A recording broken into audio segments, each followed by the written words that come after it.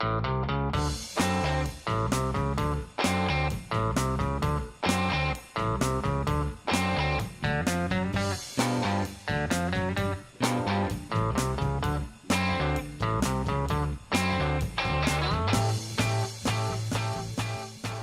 name is Candy Leonard. I just wrote a book called Beatleness, How the Beatles and Their Fans Remade the World. I'm a sociologist, and we all know there are thousands of books about the Beatles. Why write another one?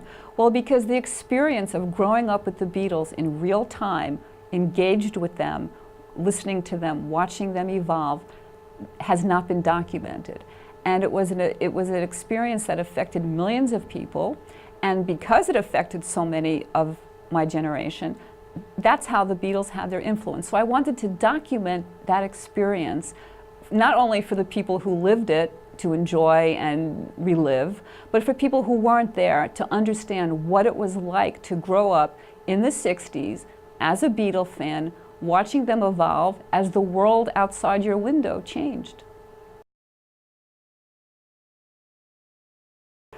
I wanted to write Beatleness for a very long time, and in fact started it several times and had to put it aside for various reasons. You know, things come up in life that takes priority.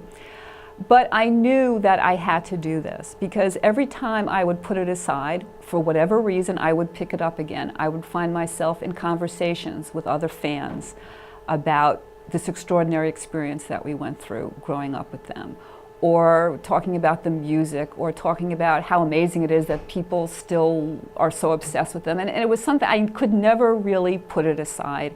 And it just became clear to me at some point that I had to write this book. And so I did. It was very difficult. It was a very grueling process in many ways. It was extremely satisfying. I loved conducting the interviews with the fans. In fact, every time it would get difficult and I would think, I can't do this, this is too hard, I would do more interviews, and talking to the fans was so uplifting because they appreciated what I was trying to do, to tell the story of what it was like. So it really energized me to talk to fans, and I really worked off of their enthusiasm.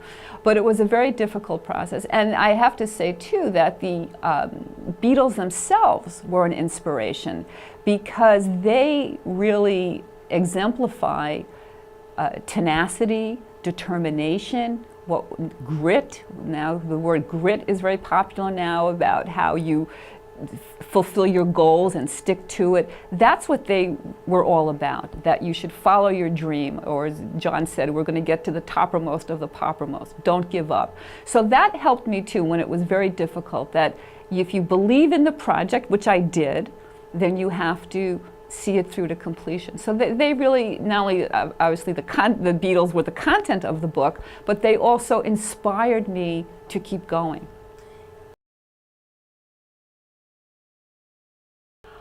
I want people to read Beatleness and enjoy it and feel validated because of it. I want people who are younger and weren't there at the time to be filled with a sense of wonder and have their imagination tickled by this book and think about, you know, really see what it was like. And I also want people who are Beatle fans, many of whom maybe were not so engaged with the Beatles in their later years because they were raising kids or busy, whatever, to get in touch again with that Beatle joy of their youth. You know, there are a lot of people in the baby boom generation now who are, you know, getting older. A lot of them maybe have, you know, depressed, or, you know, have been hit hard by the economy over the last few years. There's maybe even having some early signs of dementia. I believe that listening to the Beatles will bring baby boomers joy today, just as it did in their youth. If you put on a record you haven't heard for 10, 15 years that you grew up listening to, you will be immediately uplifted and feel good. People often ask, can anything like the Beatles happen again? And the answer is absolutely not, for several reasons. the communications environment is completely different. There are, I don't know, 500, thousands of TV stations. There's the internet, which, I mean, the entertainment options are really limitless. That wasn't true then. The music industry was very different. The size of our demographic was unusual and provided them with this biggest ever fan base that any performer ever had. And they also had the largest communication platform that any performer had ever had. And so you have this largest ever demographic listening to this communication from these guys, and it's this brilliant music, unique music that is introducing a generation to art and music, opening up their ears in a way that had never happened before, with music that was really their own. It was just everything came together in a way that was unique, and it can't happen again. Beetleness is a word that I made up. Now, it's possible that other people stumbled upon it because great minds think alike, and Beatle fans struggle to understand and explain this experience. So it's possible that somebody else somewhere came up with the term, I don't know. But to my knowledge, I was the first person to use it. And it describes the essence of the Beatles. It describes that something that made them so special. And it also describes the feeling that they elicit in fans or anybody who's appreciating their music. Beatleness is also what I refer to as any evidence out in the world that they existed. So when you see people parodying Abbey Road, like for example in India, they have in Calcutta at the crosswalks, they have an Abbey Road thing. So if they can do it, you can do it, to walk in the crosswalk. Or if you go down to the hardware store to get a key made, and there's all these different designs, and one of them is Yellow Submarine. Or you go to the party store to get favors for a party that you're doing, and you're looking at the different themes that they have, and there's a 60s theme, and it says, give peace a chance. And so that, or all you need is love, that's another form of Beatleness. It's out in the world. There's evidence that they've existed. But it's also the feeling that they elicit in you. And it's that moment when you're listening, whether it's a certain harmony that just gives you what one fan described as a shimmer of joy. It might be the harmony on She Loves You. It might be the bass on Think for Yourself. Whatever, everybody has their particular things that just fill them with this delight. That's Beatleness. Beatlemania was actually a term coined by a British journalist sometime in 1963. But when the Beatles came to the US, of course, after their debut on Ed Sullivan, everybody was talking Beatlemania, Beatlemania. But what it really is it was the contagion of every individual fan, every young person who was so blown away by them, talking about it with their friends, with their brothers and sisters, with their cousins, with the kids in their neighborhood, the talking, the chatter. You know, there were no smartphones then, there was no Twitter, there was no social media, but it went viral. That's what Beatlemania was. It was this incredible, intense, dense conversation that went on all over the country. And what we came to realize is that it wasn't just happening in our house or our community or our schoolyard. It was happening all over the country and all over the world. When we heard those songs like I Want to Hold Your Hand and She Loves You in German, which were at the time like, oh, that's funny, why are the Beatles singing in German? But it made us aware that we were part of what I call a global siblinghood of Beatle fans. It wasn't just us. We were part of something very, very big. And many of us, like myself, I was 7 years old.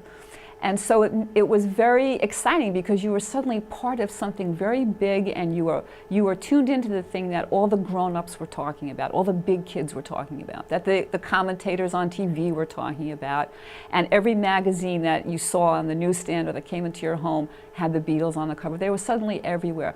And as a young person, you were part of that, and it was very, very exciting. I wrote Beatleness because I wanted to document the experience of what it was like to grow up with the Beatles as a constant presence in your life for 6 years with this non-stop flow of music, images, and ideas. No one had documented this before. And of course, we know there are thousands of books about the Beatles. Beatleness is for anybody who grew up listening to the Beatles, loving the Beatles, first-generation fans, because it's their story.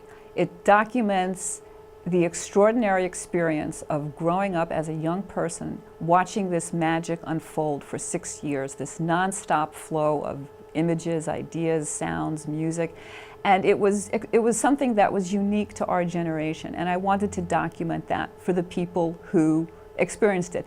But equally important, I wanted younger people, people who didn't experience it, to know what that was like. It was actually a very important part of post-war American history. We don't think about the Beatles in those terms, but when you think about the size of the baby boomer generation having this nonstop influence on us for 6 years, and the power that we had as little consumers and as protesters and as all these other things that were happening then, the Beatles fueled a lot of that.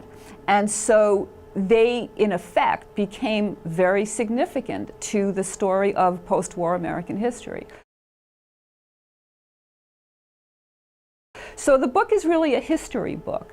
If you were taking a course on the 60s, this would certainly be a fabulous addition to what you were learning, because it focuses on this period of 1964 to 1970. But the first chapter is what I call a Beatle-centric and youth-centric sort of overview of the Kennedy era, because that was where this all grew out of. That was what was happening before. And of course, 79 days after the Kennedy assassination, the Beatles were on Ed Sullivan.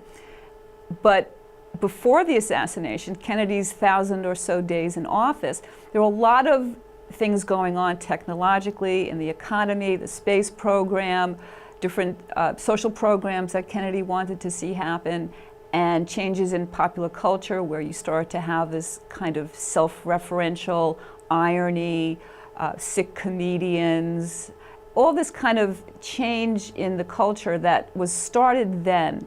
But yet there was still all this conformity and constraint. When you look at pictures from the early 60s, a crowd scene, let's say, or even a TV commercial, you can tell if it was pre-Beatle or post-Beatle, because people looked different, there was a different ethos.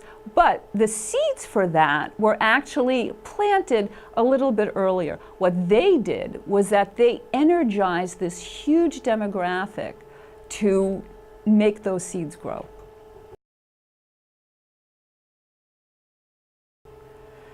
When the Beatles arrived at JFK Airport on February 7th, 1964, they walked into this room to do a press conference, and there were about 200 reporters there. And some of them were kind of cynical. They had heard about this thing going on in England, that the kids were so crazy over the Beatles. And so they wanted to see what it was all about, but they didn't really take it very seriously. And they were blown away when they got a taste of this Beatleness that these 4 young men put forth. They were clever, they were witty, they were funny, they were just so charismatic, and the press loved them. And it wasn't what they were expecting. These guys totally engaged, they kibitzed, they went back and forth, the banter with the press, and the press just loved them. They loved them. And so what happened there was really very extraordinary. In fact, that performance at the press conference, which was actually not a performance because that's who they were, but that presentation of themselves was probably more important in some sense to the Beatlemania that followed than what happened on Sullivan 2 nights later, because they exceeded expectations. And that's something that they did right away when they came. The press kind of like, okay, what's all this about?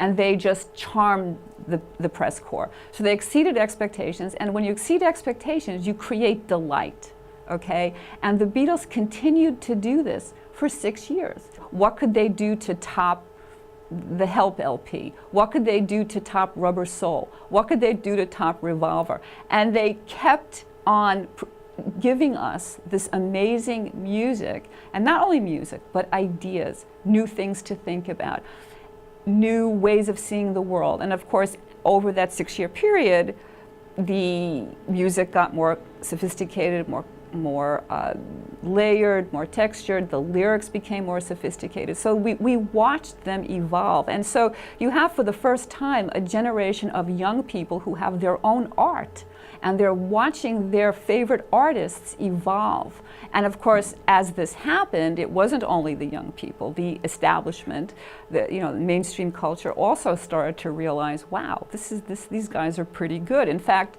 Time magazine, who dismissed them early on, by the time Rubber Soul came along, couldn't say enough great things about them.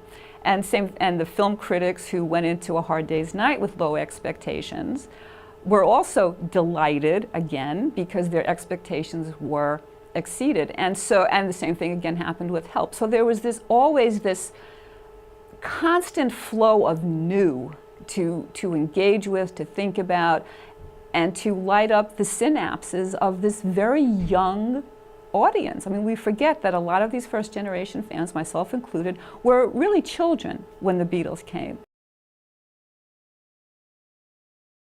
The fans I interviewed for my book were born between 1946 and 1961. So that's a very wide age gap.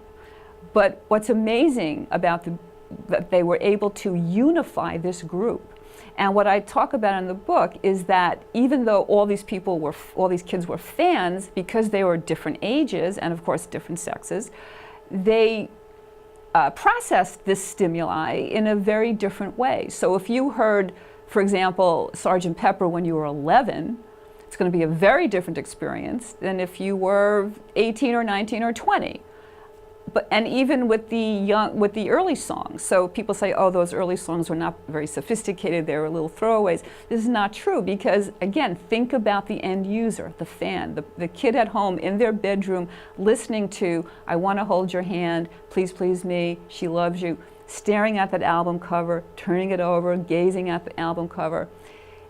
These young kids were suddenly thrust into this grown-up world of teenagers, dating, She Loves You. In other words, we weren't paying that much attention to pop music before. I mean, young kids were listening to music, but it was like Alvin and the Chipmunks or Disney records. Suddenly, we're listening to the same thing the big kids are listening to, and we're getting these little glimpses into, the world of boys and girls and dating and romance and all this. So it was really, a very exciting thing. And it made us part of this larger conversation about the Beatles that was going on in the culture nonstop.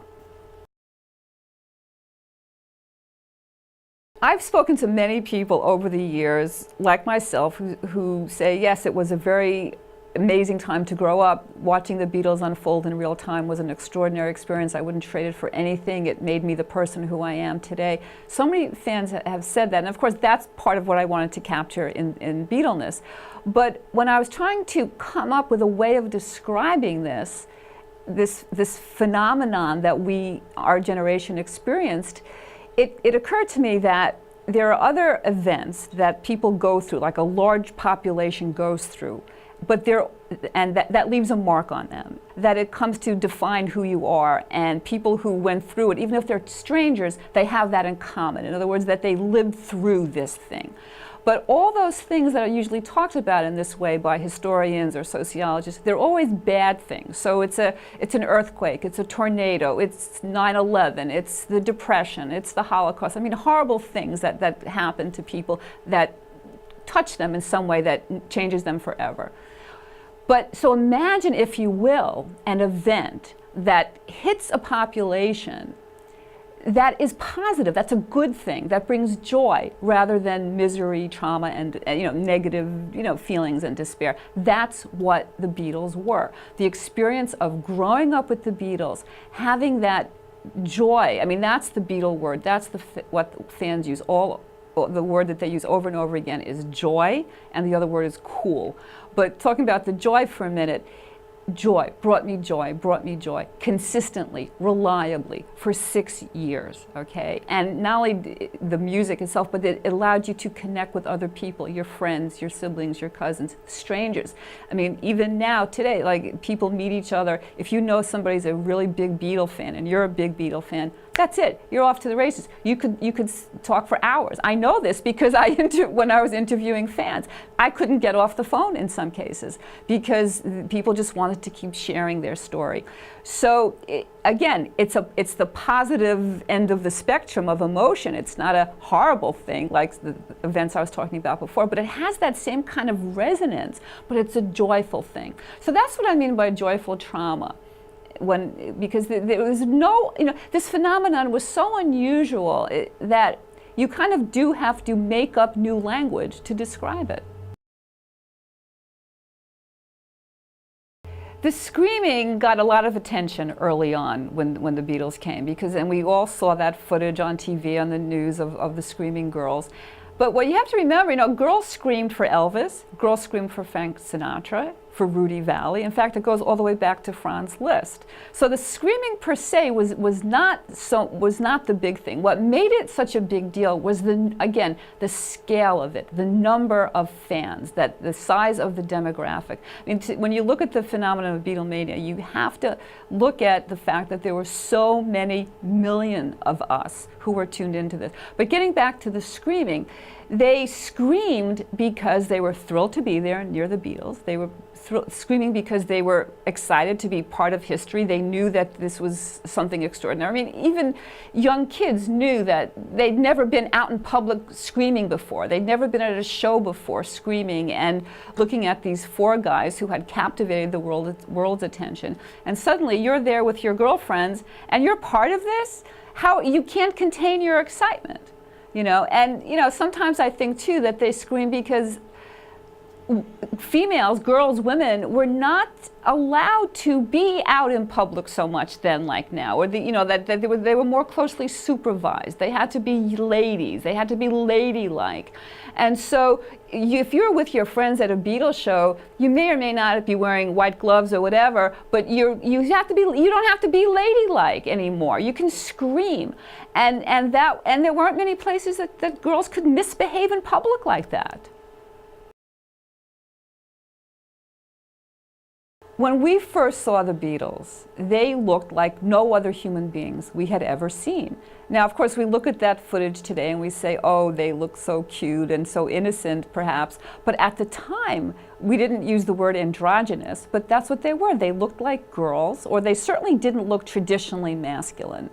And that was the thing that upset a lot of fathers, parents, but fathers in particular, was the hair.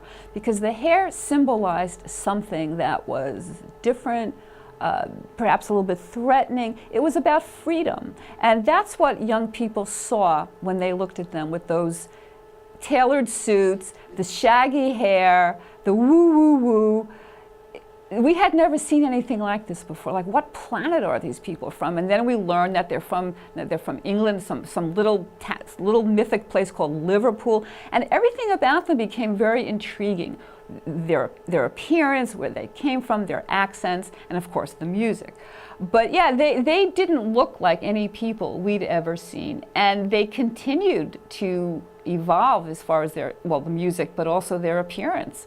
And so if you look at them in 1964 versus what they looked like when they broke up in 1970, completely different. And of course they went through many phases in between, and their fan base, the male fan base anyway, emulated them, copied their appearance. I have a story in my book about a male fan who grew his mutton chop sideburns like John had in the Lady Madonna video. And his gym teacher, the principal, told his gym teacher, take this kid downstairs and shave him. This was in 1968. And that's one example, but this is happening all over the country, where young people were pushing the limits of dress code. It was an expression of freedom. That's what it was all about. It was an expression of freedom, and that's what they represented. And so over the period of this 6 years, boundaries got pushed further and further and further. People often ask, were the Beatles agents of change or merely reflecting what was going on? And it's a little of both. But when you think about the age of their fans, you know, anywhere from 10 to 15 years younger, or in some cases of just a few years younger, the Beatles were kind of ahead of a curve. They were tuned into what was going on, and they brought that to their fans. And that's how they were agents of change. In other words, when we talk about this, people say, oh, the Beatles, quote unquote, changed everything. Well, what does that really mean? And they themselves didn't necessarily change anything, but what they did was they introduced this huge demographic group, the fans, to all kinds of, obviously, new music, but new ideas, new ways of seeing the world, and they delivered all these kind of new ways of seeing the world through these beautiful songs. So it was just a very comprehensive package that we were paying attention to, didn't want to look away from, and it affected us for 6 years. So that's how they changed the world. It's not that they did it so much as that we did it because of how they inspired us. Two things that I think we need to keep in mind when trying to understand this whole phenomenon and why we still are so obsessed with them today. And that is that many of us were extremely young, and this went on for 6 years nonstop. Okay, so if you were 7, it went on from the time you were 7 until you were 13 or 14. If you were 15, it went on through your high school into college years.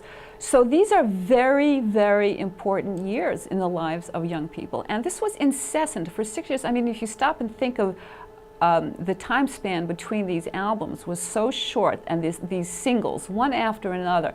And we waited for it. We anticipated these records. And so they were this constant presence in our lives for 6 years. It was really like an alternative curriculum to the one that we were getting in school or at home or from church or wherever. There was this, and the curriculum metaphor I think is very appropriate because it's the idea of you start off in one place and you learn something and you come out differently at the end. And the other metaphors that fans use are, it was like a journey, it was a, an odyssey, and all of this idea of that I was transformed by this changed me. And so the alternative curriculum was it was through that curriculum that they changed the world. So it's not so much that they changed the world as that they inspired and empowered us to change the world. The Beatles were more than just a favorite group. They were a constant presence. One fan described it was like having another sibling in the house.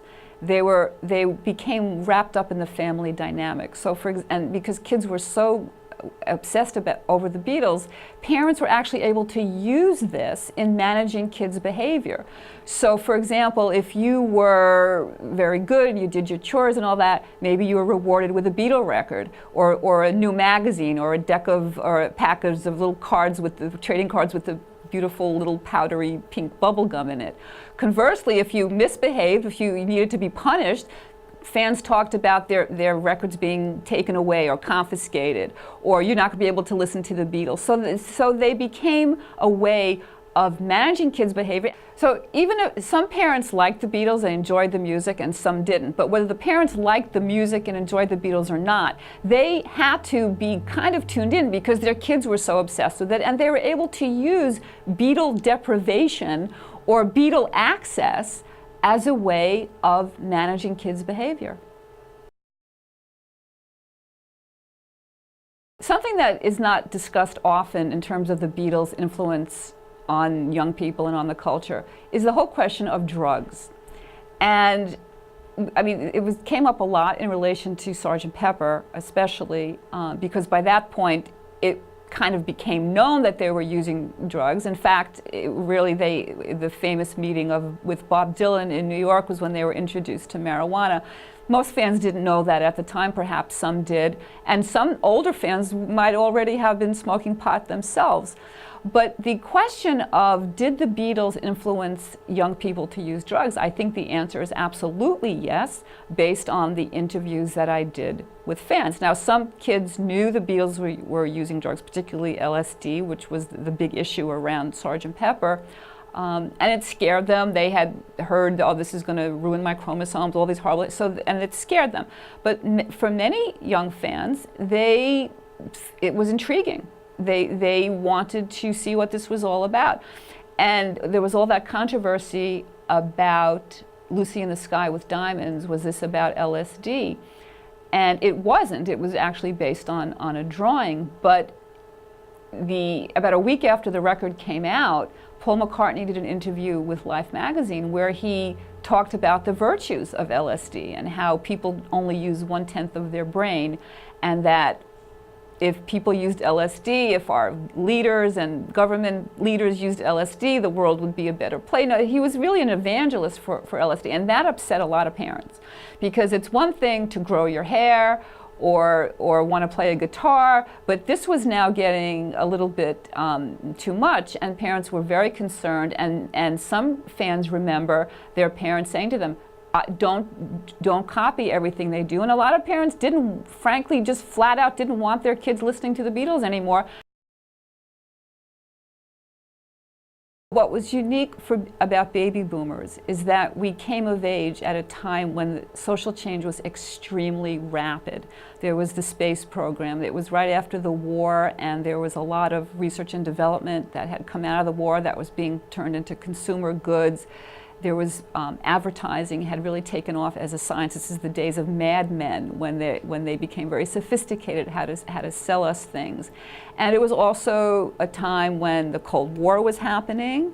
It was, of course, the assassination of President Kennedy we witnessed the first live murder on television when Oswald was shot by Jack Ruby.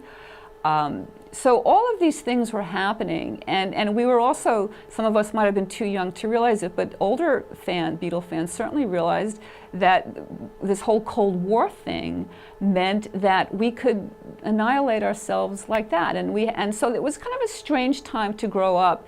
And of course, over the course of the 60s, the Beatles aside for a moment, you had the escalating war in Vietnam, the civil rights movement, the assassination of Martin Luther King, Robert Kennedy.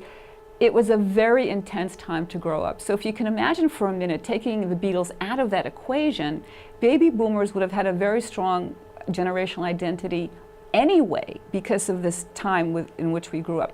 But add the Beatles into that picture, and that the age of their fans spanned a wide range from really basically preschoolers all the way through college age. They were the unifier. I mean, as I talk about in Beatleness, they appealed to the color forms crowd and the co-eds, you know. And this, don't forget also, we grew up with Mad Magazine, Dr. Seuss, both of which were in their own ways very subversive and paved the way for us to be tuned into a kind of question authority ethos that the Beatles expressed in a very profound way.